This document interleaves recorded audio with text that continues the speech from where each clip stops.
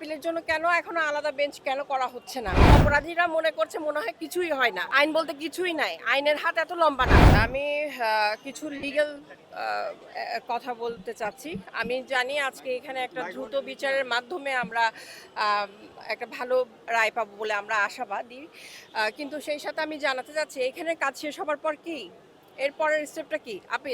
আপিলের জন্য কেন এখনো আলাদা বেঞ্চ কেন করা হচ্ছে না, যেটাতে আমরা শুধু শিশু ধর্ষণ বা ধর্ষণজনিত বিষয়গুলোর আপিল শুনবো?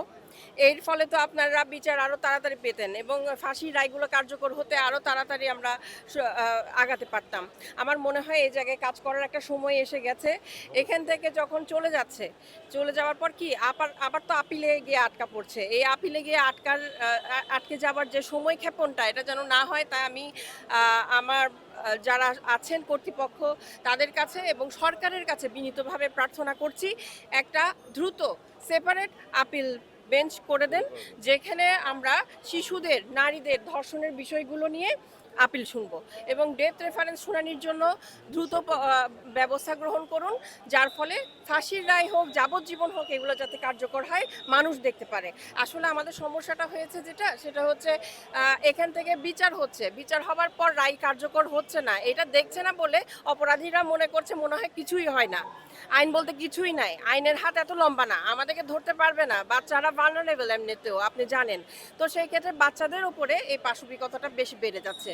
তাই আমি মনে করি এখান থেকে বিচার কার্য শেষ হবার পর আপিলের স্টেজটা যাতে দ্রুত নিষ্পত্তি হয়, তাই separate appeal bench is very needed. এরপর ডেথ রেফারেন্স শুনানির জন্য দ্রুত কি করা যায় এই বিষয়ে আমাদের এখন একটা সুস্পষ্ট নির্দেশনা থাকা উচিত। আর আমি আরেকটা কথা সরকারের উদ্দেশ্যেই বলতে চাইবো, সেটা হচ্ছে ভুটানে আমরা দেখেছি যে 50%-এর ওপরে অবশ্যই বনায়ন থাকতে হয়, এই ধরনের ওরা সাংবিধানিক আইনই করেছে। তাহলে আমরা কেন একটা আপিল বিভাগ করে আপিল বেঞ্চ করে আলাদাভাবে এখানে আপিল শুনতে পারছি না?